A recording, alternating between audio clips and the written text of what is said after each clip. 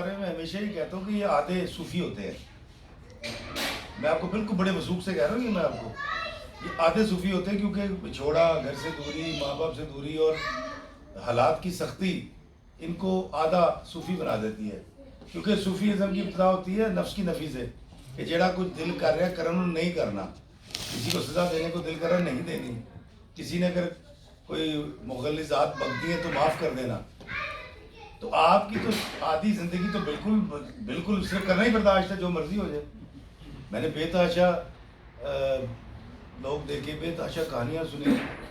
میرا کیونکہ یہ جو اوورسیز پاکستانی سے بہت انٹریکشن رہتا ہے، میرا فیس بک پہ نمبر بھی ہے. تو میری بہنیں بھی مجھے بتاتی ہیں جو یہ 5 سال کے لیے، 8 سال کے لیے، 14 سال کے لیے پاکستان چھوڑ آتے ہیں اور پھر کاغذ نہیں بنتے ان کے. اور وہ بھائی بھی یہاں پر ہوتے ہیں، پھر وہ بتاتے ہیں یار کارچے مسائل ہو گئے بھی کی طرح. تو میں اپنے تائیں کوشش کرتا رہتا ہوں یار انج کر لے فلاں کر لے، تو ان کے حل نکالتے رہتے ہیں. لیکن اس کا کوئی مستقل حل ہوتا نہیں ہے. وہ جو شہد کی مکھی ہے جب تک وہ باغ میں نہیں جائے گی تو شہد پروڈیوس نہیں ہو سکتا. تو ان دونوں میاں بیوی وہ کا مسئلہ جو ہے بڑا ایک وہ ہوتا ہے. پھر ایک اور بڑا ایشو ہوتا ہے وہ جو اسپاؤس ویزے پہ آ جاتے ہیں، وہ لڑکی ہو یا لڑکا ہو، وہ بھی بڑا سیاپا ہوتا ہے. تو وہ میں سارا سنتا رہتا ہوں کیونکہ میں رائٹر ہوں. تو مجھے آپ ایک لائن بتائیں، میں آپ کو ابھی پوری کہانی سنا دوں گا، آپ بتا کے دیکھ لیں. کیونکہ میرا دماغ کہانی گھڑتا ہے. لیکن میں کوشش یہ کرتا ہوں کہ جب کوئی مجھے کہانی میری بہن یا بھائی سناتا ہے نا، میں اس کو بڑا مختصر کر دیتا ہوں. میں اس کو ہومیوپیتھک کر دیتا ہوں، اس پہ شوگر کوٹڈ کر دیتا ہوں، اصل واقعہ 97% نکال دیتا ہوں، اس کا سچ بیان کرتا ہوں. اور کوئی ایسی بات بھی نہیں کرتا کہ یار سارے پھر پتہ لگے اسی رات کی فلائٹ میں سارے واپس آنے میں. حالانکہ صورتحال یہی ہونی چاہیے.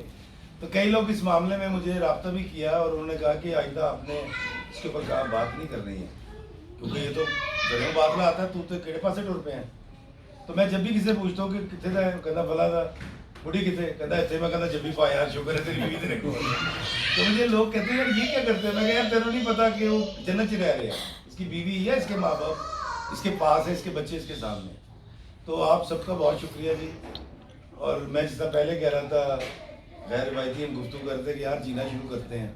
آپ کے ٹارگیٹ ضرور اچیو ہوں گے، آپ کا گھر بھی بنے گا، آپ کی بہن کی بھی شادی ہوگی، آپ کے گھر میں گاڑی بھی ہوگی، آسودگی ہوگی. لیکن وہ جب تک نہیں ہوتی، وہ بیچ کے 5 سال، بیچ کے 10 سال، بیچ کے 15 سال آؤ یار جیتے ہیں یار. مطلب جینا کیوں چھوڑیں، ہنسنا کیوں چھوڑیں. وہ جو تھا نا کہ ہونٹ گھما سیٹی بجا کے بول بھیا آل از ویل. پھر یہ ایک بڑا ایک ایشو آتا ہے کہ یار میں نہ کیتا تو میرے نہ کچھ نہیں ہوا. اکثر مجھے اوورسیز کہتے ہیں جی ہم نے بھائی کی شادی کی، گڈی لا کے دیتی، انہیں گڈی بیچ دی، میرے پلاٹ پہ قبضہ ہو گئے. میں اسے کہتا ہوں یار پہلے ایک بات یاد رکھو کہ تمہارا ہاتھ یہ ہے کہ یہ ہے. اگر تو یہ ہے تو پھر یہ نہ کرو کہ میں نے یہ کیا ہے. اب یار کٹو کر میری عزت کرتا تو ہاتھ آپ کو یہاں آ چکا ہے. کٹو کر میرے بیاہ پہ بلاتا تو صحیح یار، میری بیوی کو سلام سے کرتا. نہیں یار یہ نہ کریں. آپ بڑے اعلیٰ لوگ ہیں، آپ سارے، مجھے پتہ ہے کہ آپ کا ہاتھ کیوں ہوتا ہے. کیونکہ میں بہت سارے اوورسیز تو میرے دوست بن چکے ہیں نا، تو میں ان کے اشاروں کو بھی جانتا ہوں. ان کے مطلب نام نہیں لینا چاہتا میں، پنجاب میں بہت ساری جگہوں میں ان کے گھروں میں شادی میں بھی جاتا ہوں. تو یہ سیاپے ہمیں سننے کو ملتے رہتے ہیں.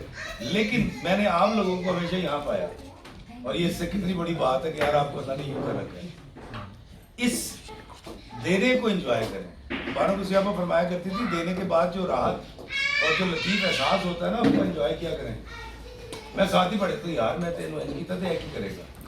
نکل جائیے. کبھی کسی درخت نے آپ کو کہا ہے کہ یار تو میرا ام کھاتا ہے پانی دے گوڈی کر. کبھی بادل نے چیخ کے کہا ہے کہ میں نے دیکھو کتنا خوبصورت برلن کا اور جرمنی کا موسم کر دیا تو تم کم از کم میرا شکریہ تو ادا کرو. میں کیوں کرتا ہوں، آپ کیوں کرتے ہیں.